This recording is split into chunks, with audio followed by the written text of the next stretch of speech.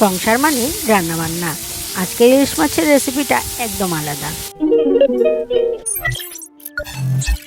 Hello বন্ধুরা, আমি কণিকা, শিলচর আসাম থেকে।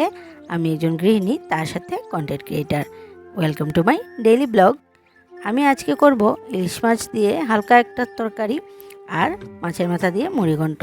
তার জন্য আমি একটু কালো জিরে চাল হালকা ড্রাই রোস্ট করে নিলাম, আর এদিকে মাছের মাথাটা ভালো করে একটু ভেজে নিলাম।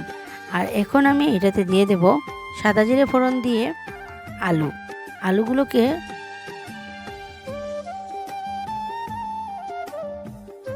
ভালো করে এবার সাঁতলে নেব। এটাতে হলুদ, লঙ্কার গুঁড়ো, ধনে গুঁড়ো, জিরে গুঁড়ো দিয়ে দিলাম। তেজপাতা দিতে আমি ভুলে গেছিলাম ফোড়ন দিতে, তাই একটু তেজপাতা দিয়ে দিলাম। আলুটা প্রায় সাঁতলানো হয়ে গেছে, এখন দিয়ে দিচ্ছি গুলে রাখা মশলা দিয়ে আমি একটুখানি কষিয়ে তারপর মাছের মাথাটা দিয়ে দিলাম। তার সাথে দিয়ে দিলাম চালটাও, যেটা আমি আগেই ড্রাই রোস্ট করে রেখেছিলাম।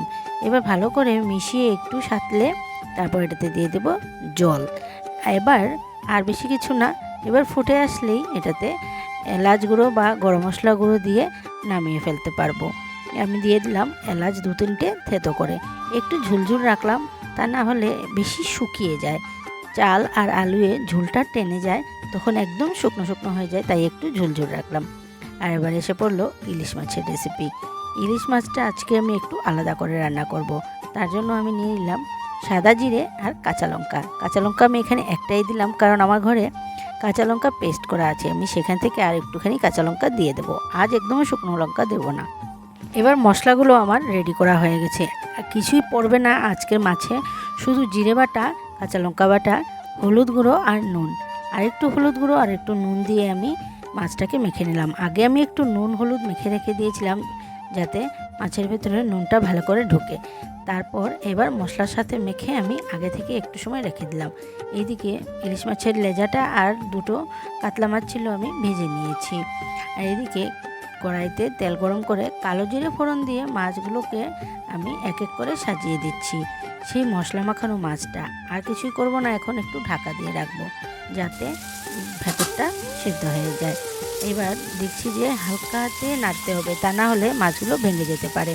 তাই যখন দেখছি যে কোনো মাছ উঠছে, তখনই এটাকে আমি উল্টো পাল্টো করছি, তা না হলে একদমও আমি নাড়াচাড়া করতে পারছি না, কারণ যদি ভেঙে যায় তাহলে ভালো লাগবে না দেখতে। একদম হালকা হাতে এপিটোপিট করে নিলাম। এবার দিয়ে দেবো সামান্য একটু জল, বেশি জলের প্রয়োজন নেই, কারণ আমার আজকে অন্য আইটেম আছে, ডালও রান্না করা আছে, তাই আজকে আমি ঝোলের পরিমাণটা একটু কমই দেব। আর এমনিতেও এই রেসিপিটা একটু ঝুলই থাকে, একদম শুকনো শুকনো এই মাছটা ভাল লাগবে না, একটু পাতলা ঝোল হবে, তাহলেই বেশি স্বাদ লাগে। এটাতে কচু বা বেগুনও দেওয়া যায়, কিন্তু বেগুনটা আজকে আমি অ্যাভয়েড করলাম, কারণ অ্যালার্জি আমাদের আর কি সবারই একটু প্রবলেম আছে। তাই আমি আজকে আর বেগুন বা কচুটা একদমও মাছে দিলাম না। কচু বা বেগুন হলেও ভালো লাগতো খেতে, এমনিতেও খুব ভালো লাগে ইলিশ মাছের পাতলা ঝোল। এবার লাঞ্চ তো পুরোটাই রেডি। আমার এদিকে 1 পিস মাছ ভাজা, আর এদিকে 1 পিস মাছ, আর এদিকে মুড়িঘণ্ট। ডালটা আর পাতে নিলামই না, কারণ ডাল খেলে আমার আবার বেশি হয়ে যাবে, তাই ভাবলাম এইভাবেই দুপুরের লাঞ্চটা সেরে নিই। ইলিশ মাছ তো আমার এমনিতেও প্রিয়, আর দেখতে পাচ্ছ আজ আবার ইলিশ মাছ এসেছে, কারণ বাজারে এখন ইলিশ মাছটা ভালো কোয়ালিটির আসছে। তাই আমার হাজব্যান্ড যেহেতু দেখলো যে ভালো কোয়ালিটির ইলিশ মাছ আছে, তাই ইলিশ মাছ আজও নিয়ে আসলো। আমাদের দুজনেরই ইলিশ মাছটা খুব প্রিয়, কিন্তু আমাদের মেয়েরা একদম ভালোবাসে না, ওদের ইলিশ মাছের গন্ধটাই ভালো লাগে না। কিন্তু তাও আমি একটুখানি জোর জবরদস্তি করে ওদেরকে খাওয়াই। আমি বলি খেয়ে নে, না হলে এই স্বাদের মাছটা আর অনুভব করতে পারবি না, যত দিন যাবে তোর ভেজাল মিশে যাচ্ছে, আর এই স্বাদটা আর পাবি না। তাই তোরাও খেয়ে নে, বড় হলে কতটুকু ভালো স্বাদের ইলিশ মাছ পাবি কি না পাবি, এখন তাও একটু পাওয়া যাচ্ছে, একটুখানি খা, তাহলে বড় হয়ে বলতে পারবি যে আগে একটা মাছ ছিল যেটা আমরা খুব ভালো খাইতাম। তাহলে আজকের ভিডিও আমি এখানেই শেষ করছি, ফিরে আসছি আবার নতুন একটা ব্লগ নিয়ে।